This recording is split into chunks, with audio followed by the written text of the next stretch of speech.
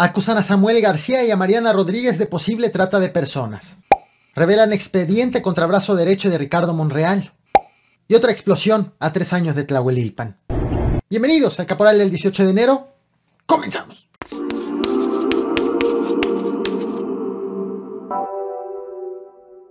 Así ponchan las llantas a los vehículos cuyos conductores se niegan a pagar 62 pesos en la caseta.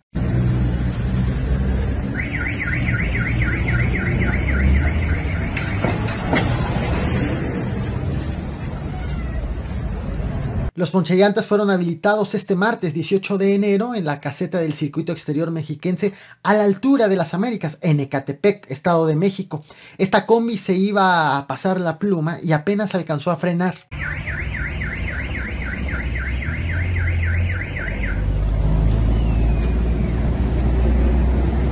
Personas llegaron a protestar en contra de la instalación de estos ponchallantas. Levantaron las plumas durante 20 minutos, dejaron pasar a los conductores y después se retiraron. Se hicieron llamar Resistencia Civil Pacífica. Te presento al primer tráiler en caer en estos ponchallantas.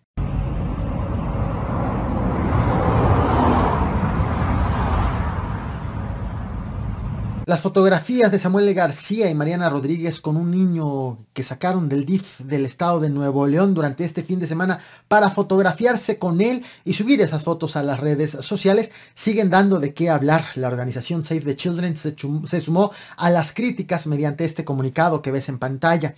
Pidió a las autoridades federales investigar el caso por violación a los derechos a la vida privada, a la identidad y al interés superior de la niñez establecido en la Constitución.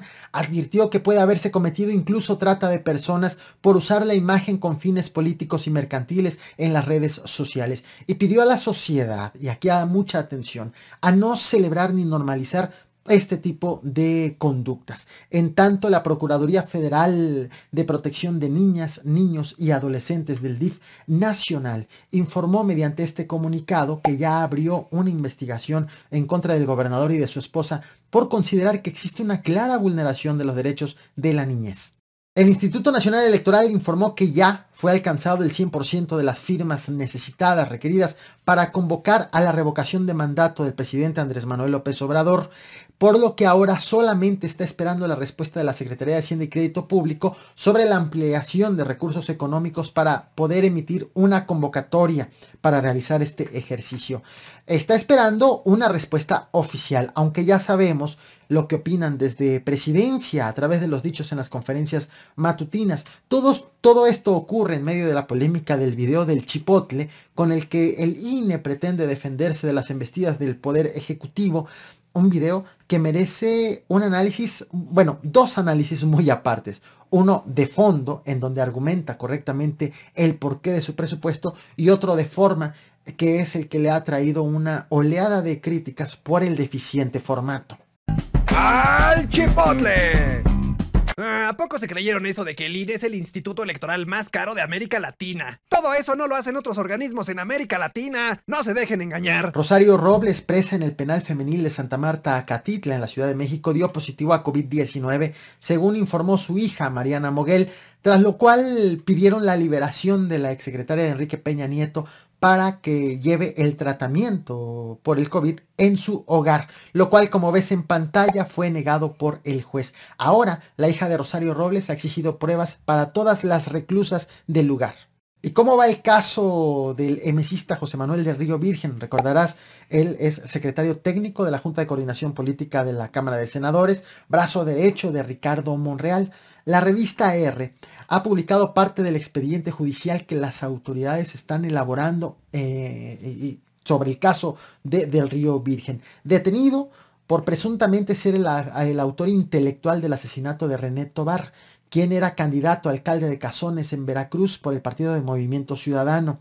La revista ha consignado, tras revisar el expediente judicial, que las autoridades veracruzanas pretenden sustentar la detención de Del Río Virgen con una carta escrita a puño y letra por el mismo emesista, en donde dice, tras el asesinato, quienes deberían de ser considerados como los que ocupen la candidatura vacante tras el crimen.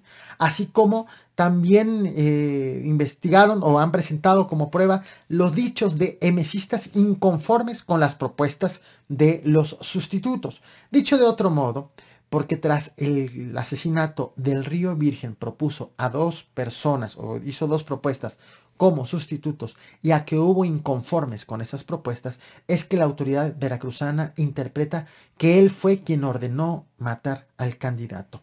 No solo eso, uno de los 2 propuestos, quien finalmente quedó como candidato sustituto, Omar Ramírez, también está detenido como parte de la misma investigación.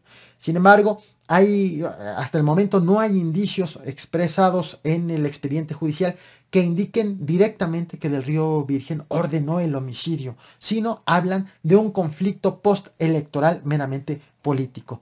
El expediente judicial también señala que la Fiscalía dejó cabos sueltos en la investigación, la Fiscalía de Veracruz, y como, por ejemplo, que el homicidio pudo haber sido ordenado no por emesistas, sino por integrantes de la oposición. Esto apunta a que la investigación de la Fiscalía Estatal está hecho con pincitas, a menos de que consiga elementos contundentes. A propósito de Veracruz, el gobernador Cuitláhuac García respondió a la carta que envió el activista Brian LeBaron al presidente de Estados Unidos, Joe Biden, en donde Brian LeBaron le pide que investigue a los narcogobernadores de México, y en la lista aparecen precisamente Cuitláhuac García, así como Cuauhtémoc Blanco, gobernador de Morelos. Como era de esperarse, el mandatario morenista aseguró que no tiene cola que le pisen y dijo estar abierto a ser investigado por quien sea. Por su parte, el presidente Andrés Manuel López Obrador, sobre esta misma carta, aseguró que en México todos los casos se investigan. Y en todos los casos se investiga.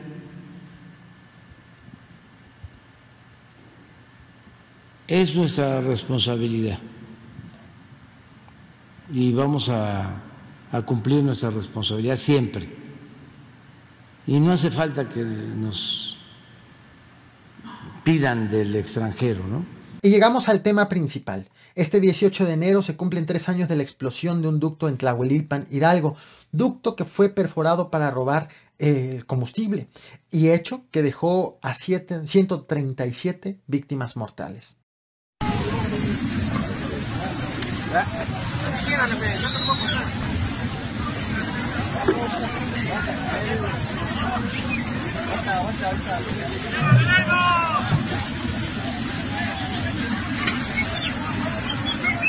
La mañana de este 18 de enero hubo una ceremonia religiosa en Tlahuelilpan en memoria de los fallecidos, con presencia de familiares de las víctimas y de autoridades de los 3 órdenes de gobierno. Los difuntos, y a quienes diste la gracia del bautismo, concédeles la plenitud de los gozos eternos.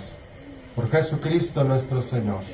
Pero coincidencias desafortunadas, este mismo 18 de enero, también en el estado de Hidalgo, pero en el municipio de Nopala de Villagrán, hubo una explosión de un ducto de Pemex, producto también de la ordeña. Autoridades fueron informadas de este hecho vía telefónica, se trasladaron al lugar y se encontraron con esto.